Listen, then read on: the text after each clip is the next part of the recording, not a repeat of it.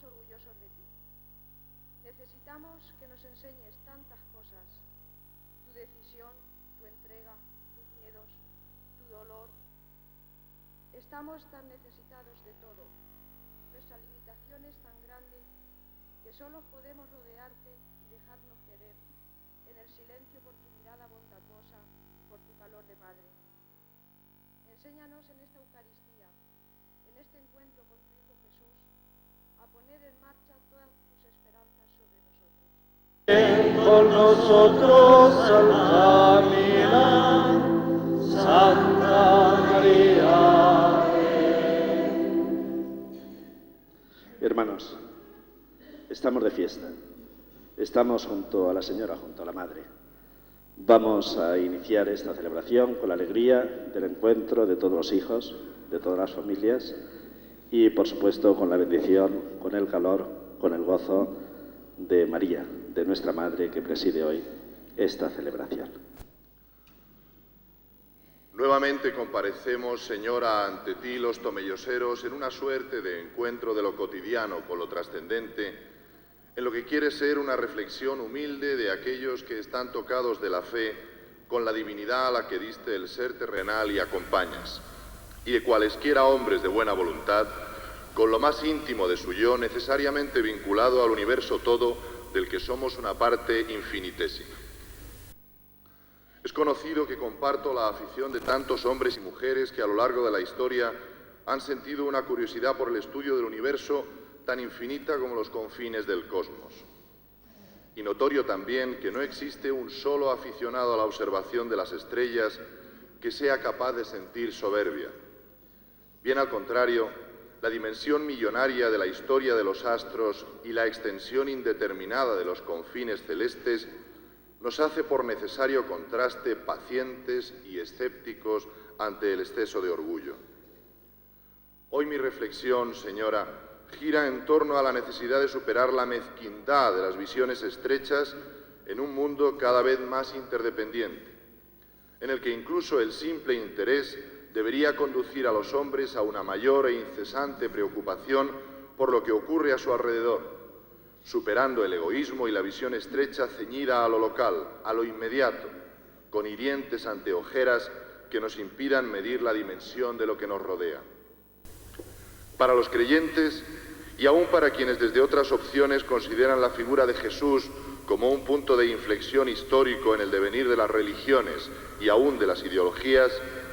la figura de tu Hijo no puede dejar de llamar a la universalidad y a la amplitud de conceptos. Descendió Jesús como hombre de la estirpe de David y en su origen del patriarca Abraham, padre del pueblo escogido y primero que recibe las promesas mesiánicas.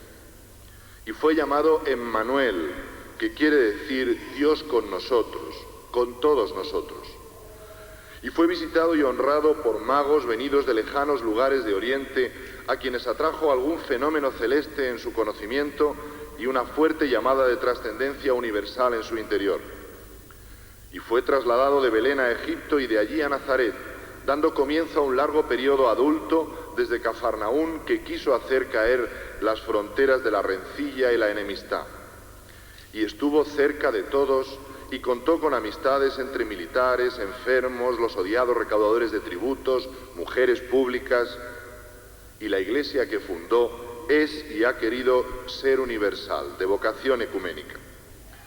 Parecería lógico pensar, Señora, que quienes se ponen fervorosamente bajo la advocación de la fe en aquello que representas, deberían sentir intensamente esa generosidad infundida por el mensaje evangélico que los apóstoles, y muy especialmente Pablo como último llamado, extendieron por todo el mundo conocido cumpliendo el mandato de Jesús. Y que aquellos que solo pueden fiar y creer en el conocimiento humano deberán ser conscientes de la necesidad que la miseria e ignorancia de la sociedad impone en orden a una mayor cohesión de los seres humanos. No podemos darnos cuenta de que existe el mundo solo cuando sucesos recientes y terribles como la guerra en el Golfo Pérsico o el golpe de Estado en la Unión Soviética amenazan la estabilidad de nuestros sistemas económicos o de seguridad y permanecer impasibles ante situaciones de permanente penuria o ansiedad de pueblos enteros. y que la imposibilidad que a menudo tenemos de prestar una ayuda individual eficaz al remedio de males frecuentemente endémicos y de proporciones aterradoras no puede en modo alguno insensibilizar nuestro corazón a la reacción solidaria o la palabra comprometida. ¿En qué hemos convertido el mandato: cuanto quisiereis que os hagan a vosotros los hombres, hacédselo vosotros a ellos? ¿Qué ha quedado de la sencilla ordenación que instituía el gran mandamiento de la caridad hasta hacer esta palabra un concepto aborrecible por lo que ha tenido y tiene de limosneo vejatorio, tranquilizador de conciencias atiborradas y ahitas de comodidad y exceso? ¿Quién puede interpretar de forma dudosa el mensaje evangélico que sigue al anterior? Entrad por la puerta estrecha, porque ancha es la puerta y espaciosa la senda que lleva a la perdición, y son muchos los que por ella entran. Qué estrecha es la puerta y qué angosta la senda que lleva a la vida, y cuán pocos los que dan con ella. El mundo noroccidental al que pertenecemos es sin duda más rico, pero Jesús bendijo a los pobres. Es soberbio y poderoso, pero tu Hijo apostó por los mansos y pacíficos. Ríe y se divierte, pero la bienaventuranza fue para los que lloran. Se vanagloria de sus estructuras organizativas y su civilización, pero la promesa de ser colmados fue para los que tienen hambre y sed de justicia y padecen persecución por causa de ella. Y nuestro mundo se torna frío e insensible, pero será rebasado un día por los misericordiosos y los limpios de corazón. Sin la humildad que confiere el progresivo conocimiento de nuestra insignificancia, que ya no hace girar el sol en torno a la Tierra, sino a nuestro planeta en torno a una estrella que con 5 millones de años ya es una más entre otros muchos millones de estrellas que hay, que hubo y que habrá, sin la sensación de trascendencia, religiosa o no, que ello confiere, podemos construir este pequeño mundo, que no es sino un grano de arena en el universo, sobre los cimientos de la más lamentable hipocresía. Porque resulta hipócrita clamar con alarma contra el estallido de la guerra y la violencia en determinados países por su incidencia en el precio del litro del carburante y el riesgo de nuestro feliz desarrollo económico, y disculpar de forma temeraria o ignorar la que se ejerce para preservar esos supuestos valores, a menudo sobre pueblos enteros oprimidos para nuestra comodidad. Y más aún, sin corregir nuestra propia violencia, ejercida solo contra los que menos oportunidad tienen de defensa. Porque es hipócrita lamentar civilizadamente el racismo institucional ejercido en Sudáfrica o el de los hombres contra los hombres que hemos podido ver en los Balcanes u otros países y experimentar cierto nivel de complicidad complaciente con quienes de forma salvaje arremeten contra comunidades gitanas o de otra naturaleza, culpando a toda una raza de las acciones de algunos de sus individuos o sentando prejuicios que condenen de antemano a personas iguales a nosotros por el mandato de Dios y de los hombres. Porque no puede ser sino hipócrita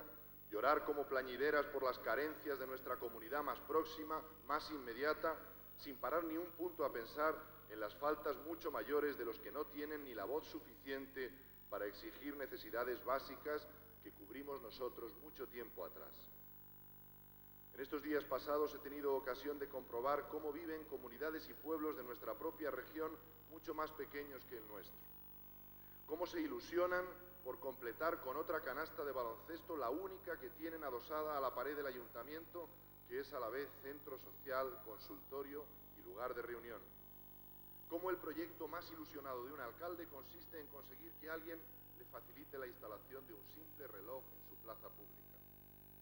Cómo aportan con alegría su pequeña contribución personal a unas fiestas que duran varios días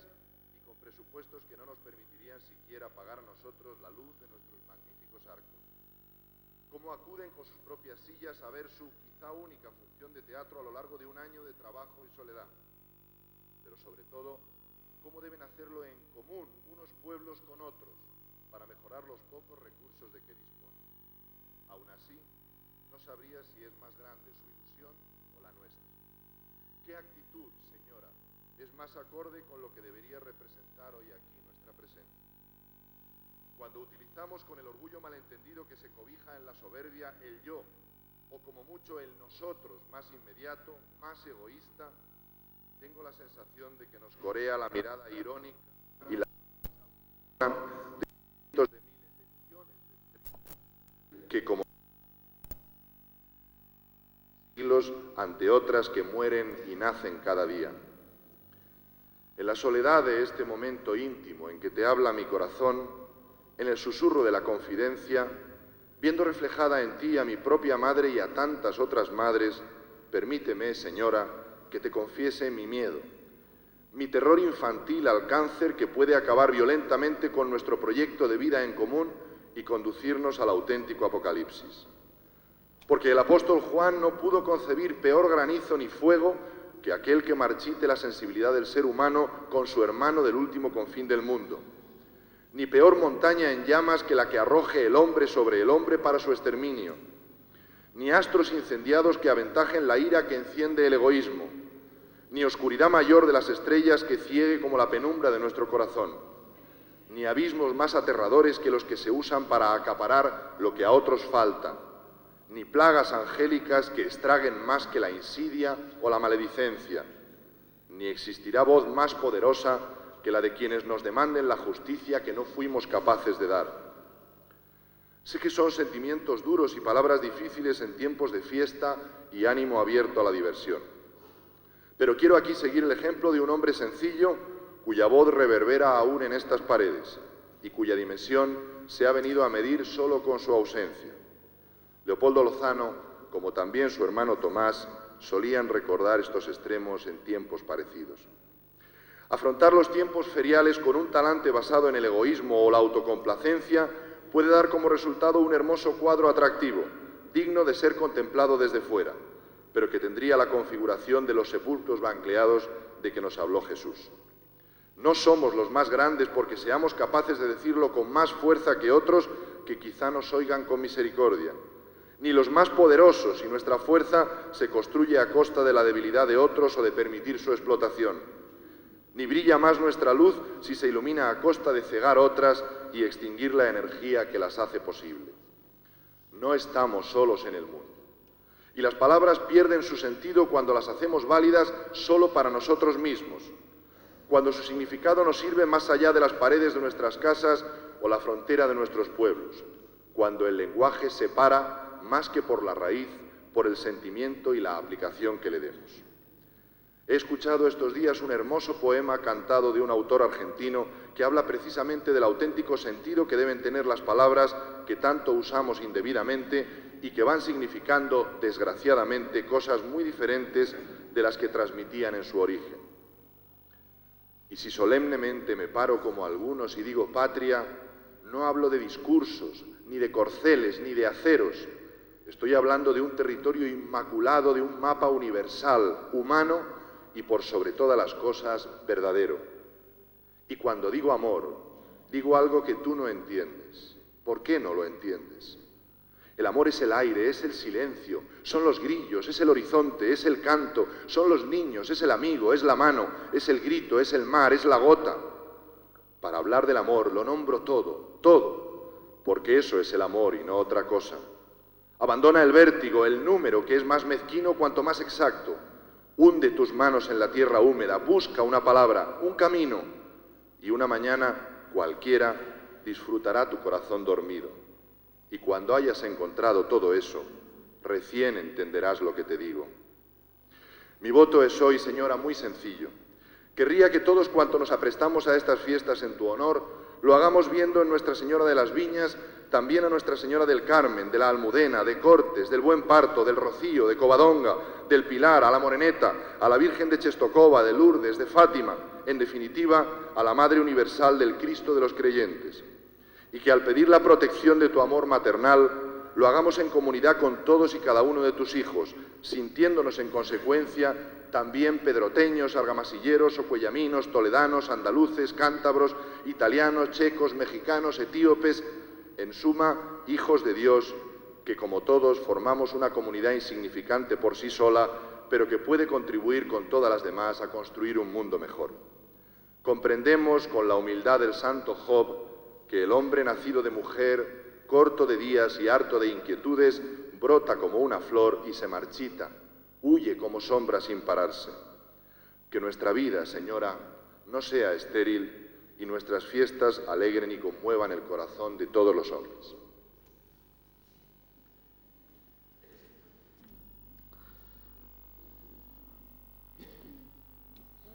Después de haber escuchado con alegría, con gozo, toda esa palabra de Javier, toda esa reflexión en la que está presente el silencio del hombre, está presente la inquietud del hombre, la necesidad del hombre, está presente de forma especial la solidaridad obligada del hombre ante un mundo inhumano y difícil de comprender. Toda esa oración, toda esa reflexión, toda esa plegaria no es sino la consecuencia lógica de la soledad, la consecuencia lógica de una sociedad que va eliminando, que va rompiendo, que va de alguna forma entorpeciendo toda esa humanidad creadora y creativa que viene a dar Nuestra Señora, que viene a dar Jesucristo, mejor dicho, que viene a restaurar Jesucristo, porque en un principio todo era bueno y todo estaba así. Concretas, de tantas cosas materiales, terrenales, de tantas ideas fijas que ha impedido el progreso y ha impedido el gran proyecto de Dios y la gran esperanza de la humanidad, que no es otra sino un afán solidario y una comunión constante de unos con otros, que a todos creo que nos puede iluminar en este caminar nuevo, constante, de abrir caminos, sendas hacia una mayor solidaridad, hacia una mayor unión y hacia una mayor comunión, iluminados, lógicamente, dirigidos de alguna forma, pero también protegidos por esa luz constante que la tenemos a nuestro alcance, que es la Virgen, que es María. Y ella es la única que de alguna forma nos ha dado hoy también en las lecturas a comprender cuál es la razón, pero también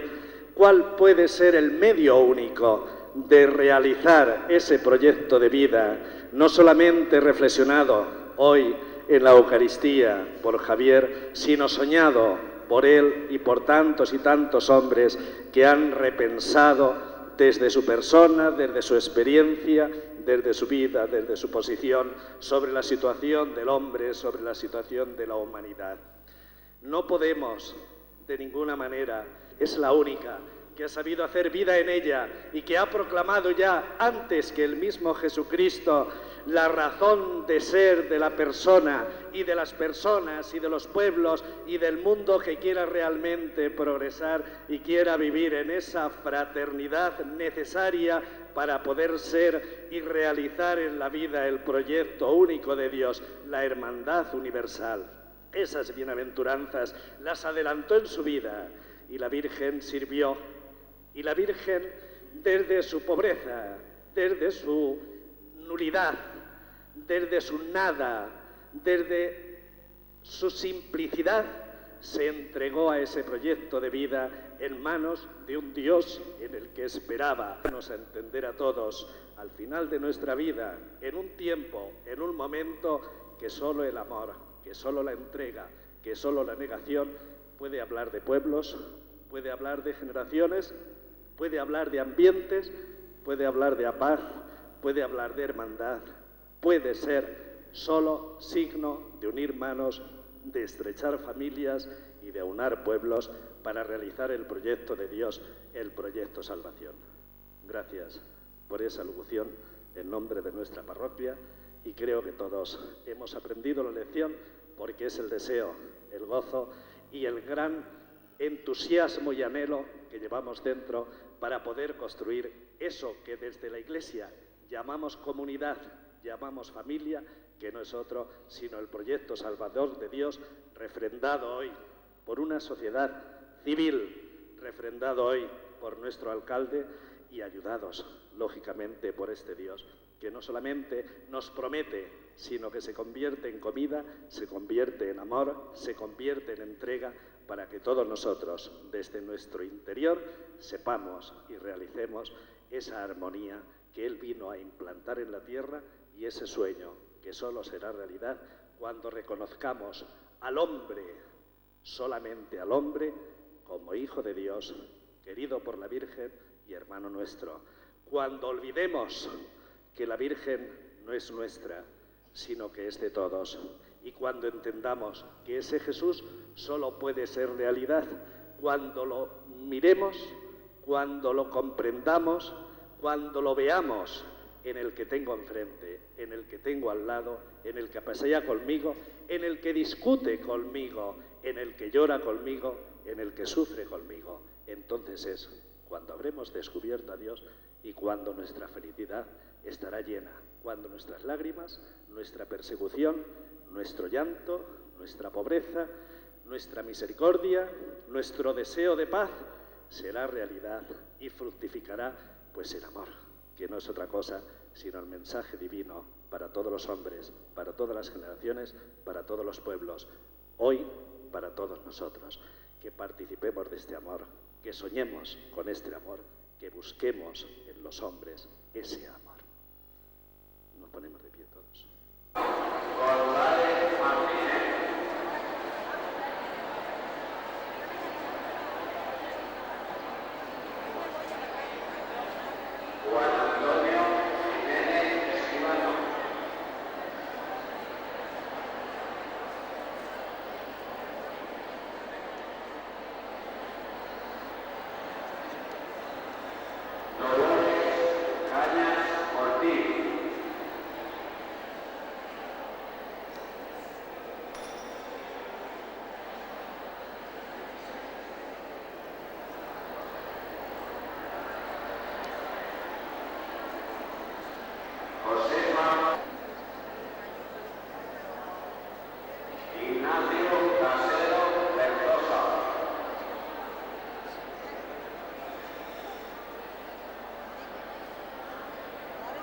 Paula